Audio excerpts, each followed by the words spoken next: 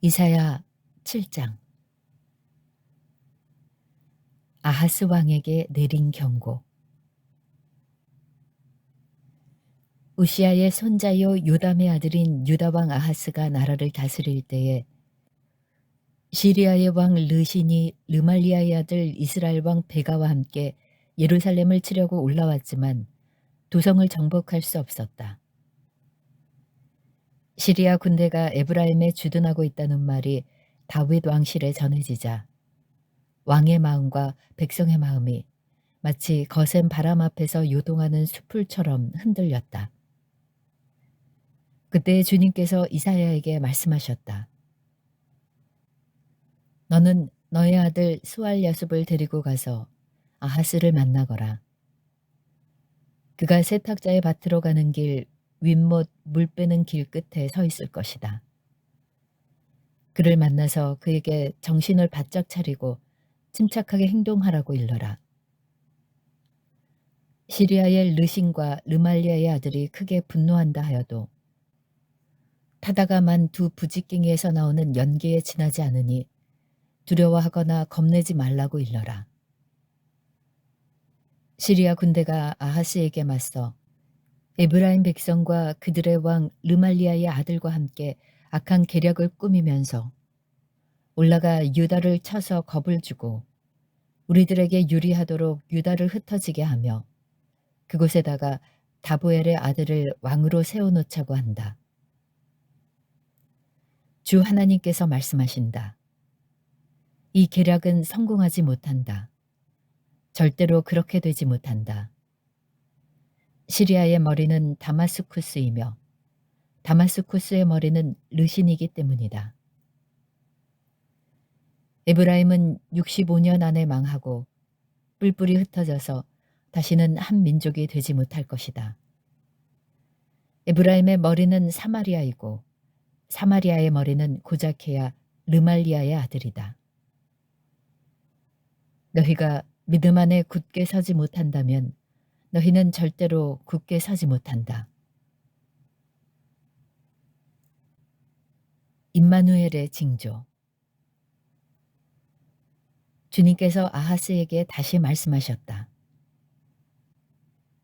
너는 주 너의 하나님에게 징조를 보여달라고 부탁하여라. 저 깊은 곳 수월에 있는 것이든 저 위 높은 곳에 있는 것이든 무엇이든지 보여달라고 하여라. 아하스가 대답하였다. 아닙니다. 저는 징조를 구하지도 않고 주님을 시험하지도 않겠습니다. 그때 이사야가 말하였다. 다윗 왕실은 들으십시오. 다윗 왕실은 백성의 인내를 시험한 것만으로는 부족하여 이제 하나님의 인내까지 시험해야 하겠습니까? 그러므로 주님께서 친히 다윗 왕실에 한 징조를 주실 것입니다. 보십시오. 처녀가 잉태하여 아들을 낳을 것이며 그가 그의 이름을 임마누엘이라고 할 것입니다. 그 아이가 잘못된 것을 거절하고 옳은 것을 선택할 나이가 될 때 그 아이는 버터와 꿀을 먹을 것입니다. 그러나 그 아이가 잘못된 것을 거절하고 옳은 것을 선택할 나이가 되기 전에 임금님께서 미워하시는 저 두 왕의 땅이 황무지가 될 것입니다. 에브라임과 유다가 갈라진 때로부터 이제까지 이 백성이 겪어본 적이 없는 재난을 주님께서는 임금님과 임금님의 백성과 임금님의 아버지 집안에 내리실 것입니다. 주님께서 아시리아의 왕을 끌어들이실 것입니다. 그날에 주님께서 휘파람을 불어 이집트의 나일강 끝에 있는 파리떼를 부르시며 아시리아 땅에 있는 벌떼를 부르실 것입니다. 그러면 그것들이 모두 몰려와서 거친 골짜기와 바위 틈, 모든 가시덤불과 모든 풀밭에 내려앉을 것입니다. 그날에 주님께서 유프라테스강 건너 저편에서 빌려온 면도칼, 곧 아시리아 왕을 시켜서 당신들의 머리털과 발털을 미실 것이요 또한 수염도 밀어버리실 것입니다. 그날에는 비록 한 농부가 어린 암소 한 마리와 양 두 마리밖에 기르지 못해도 그것들이 내는 젖이 넉넉하여 버터를 만들어 먹을 수 있을 것입니다. 그 땅에 남아있는 사람들이 모두 버터와 꿀을 먹을 수 있을 것입니다. 그날에는 은 1000냥값이 되는 1000그루의 포도나무가 있던 곳마다 찔레나무와 가시나무로 덮일 것입니다. 온 땅이 찔레나무와 가시나무로 덮이므로 사람들은 화살과 활을 가지고 그리로 사냥을 갈 것입니다. 괭이로 일구던 모든 산에도 찔레나무와 가시나무가 덮이므로 당신들은 두려워서 그리로 가지도 못할 것이며 다만 소나 노아 기르며 양이나 밟고 다니는 곳이 되고 말 것입니다. 이사야 8장. 징조가 된 이사야의 아들. 주님께서 나에게 말씀하셨다. 너는 큰 서판을 가지고 와서 그 위에 두루 쓰는 글자로 마헬살랄 하스바스라고 써라. 내가 진실한 증인 우리야 제사장과 여베리기의 아들 스가랴를 불러 증언하게 하겠다. 그런 다음에 나는 예언자인 나의 아내를 가까이 하였다. 그러자 그 예언자가 임신하여 아들을 낳았는데 그때 주님께서 나에게 이렇게 말씀하셨다. 그의 이름을 마헬살랄 하스바스라고 하여라. 이 아이가 아빠 엄마라고 부를 줄 알기도 전에 아시리아 왕이 다마스쿠스에서 빼앗은 재물과 사마리아에서 빼앗은 전리품을 가져갈 것이다.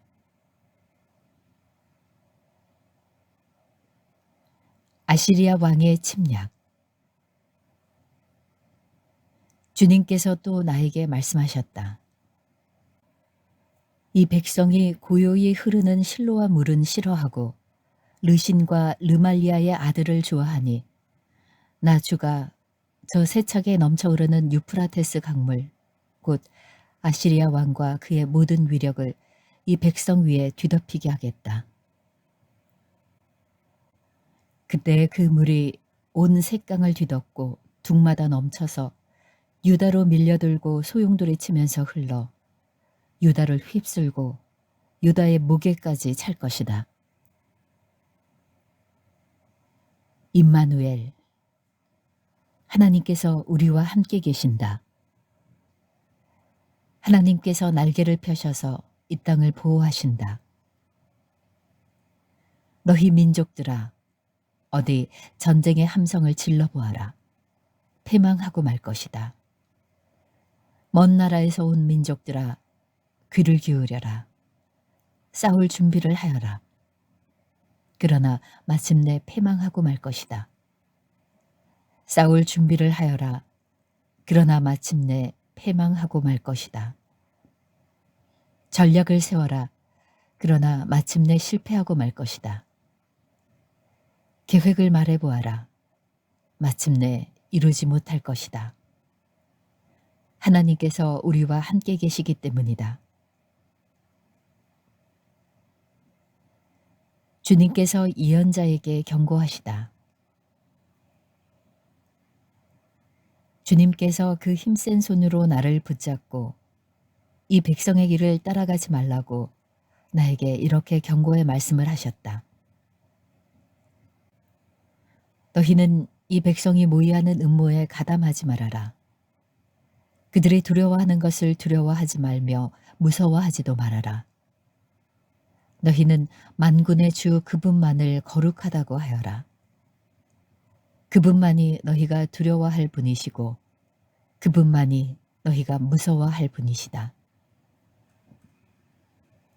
그는 성소도 되시지만 이스라엘의 두 집안에게는 거치는 돌도 되시고 걸리는 바위도 되시며 예루살렘 주민에게는 함정과 올가미도 되신다. 많은 사람이 거기에 걸려서 넘어지고 다치며 덫에 걸리듯이 걸리고 사로잡힐 것이다.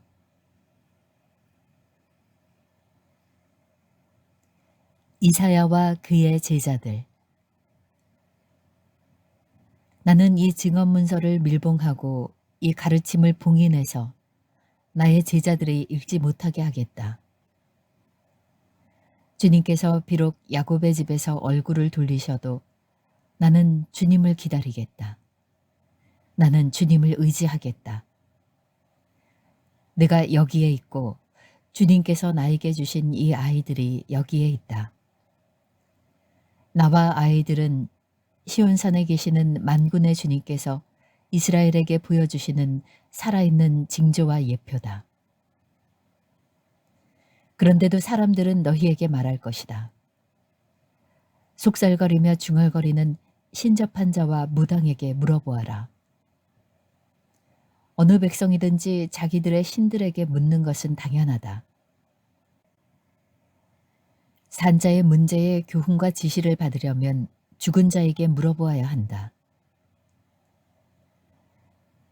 이렇게 말하는 자들은 결코 동트는 것을 못 볼 것이다. 그들은 괴로움과 굶주림으로 이 땅을 헤맬 것이다. 굶주리고 분노한 나머지 위를 쳐다보며 왕과 신들을 저주할 것이다. 그런 다음에 땅을 내려다 보겠지만 보이는 것은 다만 고통과 흑암, 무서운 절망뿐일 것이니 마침내 그들은 짙은 흑암 속에 떨어져서 빠져나오지 못할 것이다. 이사야 9장. 어둠 속에서 고통받던 백성에게서 어둠이 거칠 날이 온다. 옛적에는 주님께서 스불론 땅과 납달리 땅으로 멸시를 받게 버려두셨으나 그 뒤로는 주님께서 서쪽 지중해로부터 요단강 동쪽 지역에 이르기까지 그리고 이방 사람이 살고 있는 갈릴리 지역까지 이 모든 지역을 영화롭게 하실 것이다. 전쟁은 그치고 어둠 속에서 헤매던 백성이 큰 빛을 보았고 죽음의 그림자가 드리운 땅에 사는 사람들에게 빛이 비쳤다. 하나님, 주님께서 그들에게 큰 기쁨을 주셨고 그들을 행복하게 하셨습니다. 사람들이 곡식을 거둘 때 기뻐하듯이 그들이 주님 앞에서 기뻐하며 군인들이 전리품을 나눌 때 즐거워하듯이 그들이 주님 앞에서 즐거워합니다. 주님께서 미디안을 치시던 날처럼 그들을 내리누르던 멍에를 부수시고 그들의 어깨를 짓누르던 통나무와 압제자의 몽둥이를 꺾으셨기 때문입니다. 침략자의 군화와 피 묻은 군복이 모두 땔감이 되어서 불에 타 없어질 것이기 때문입니다. 한 아기가 태어났다. 한 아기가 우리를 위해 태어났다. 우리가 한 아들을 모셨다. 그는 우리의 통치자가 될 것이다. 그의 이름은 놀라우신 조력자, 전능하신 하나님, 영존하시는 아버지, 평화의 왕이라고 불릴 것이다.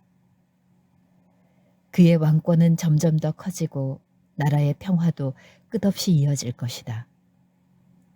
그가 다윗의 보좌와 왕국 위에 앉아서 이제부터 영원히 공평과 정의로 그 나라를 굳게 세울 것이다. 만군의 주님의 열심히 이것을 반드시 이루실 것이다. 주님께서 이스라엘을 벌하실 것이다. 주님께서 야곱에게 심판을 선언하셨다. 그것이 이스라엘 백성에게 이를 것이다.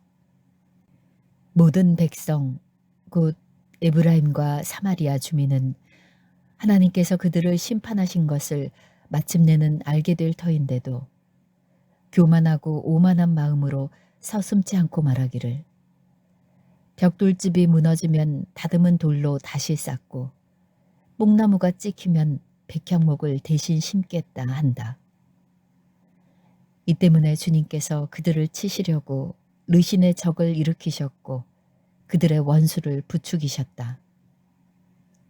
동쪽에서는 시리아 사람들이, 북쪽에서는 블레셋 사람들이 그 입을 크게 벌려서 이스라엘을 삼켰다. 그래도 주님께서는 진노를 풀지 않으시고 심판을 계속하시려고 여전히 손을 들고 계신다. 그런데도 이 백성은 그들을 치신 분에게로 돌아오지 않았고 만군의 주님을 찾지도 않았다. 그러므로 주님께서 이스라엘의 머리와 꼬리, 종려나무와 갈대를 하루에 자르실 것이다.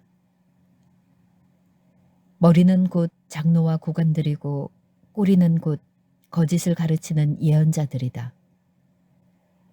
이 백성을 인도하는 지도자들이 잘못 인도하니 인도를 받는 백성이 멸망할 수밖에 없다. 그러므로 주님께서 그들의 젊은이들에게 자비를 베풀지 않으실 것이며 그들의 고아와 과부를 불쌍히 여기지 않으실 것이다. 그들은 모두가 불경건하고 악한 일을 하고 입으로는 어리석은 말만 한다. 그래서 주님께서는 진노를 풀지 않으시고 심판을 계속하시려고 여전히 손을 들고 계신다. 참으로 악이 불처럼 타올라서 찔레나무와 가시나무를 삼켜버리고 우거진 숲을 사르니 이것이 연기 기둥이 되어 휘돌며 올라간다. 만군의 주님의 진노로 땅이 바싹 타버리니 그 백성이 마치 불을 때는 땔감같이 되며 아무도 서로를 아끼지 않을 것이다. 오른쪽에서 뜯어먹어도 배가 고프고 왼쪽에서 삼켜도 배부르지 않아 각각 제 팔뚝의 살점을 뜯어먹을 것이다. 므낫세는 에브라임을 먹고 에브라임은 므낫세를 먹고 그들이 다 함께 유다에 대항할 것이다. 그래서 주님께서는 진노를 풀지 않으시고 심판을 계속하시려고 여전히 손을 들고 계신다.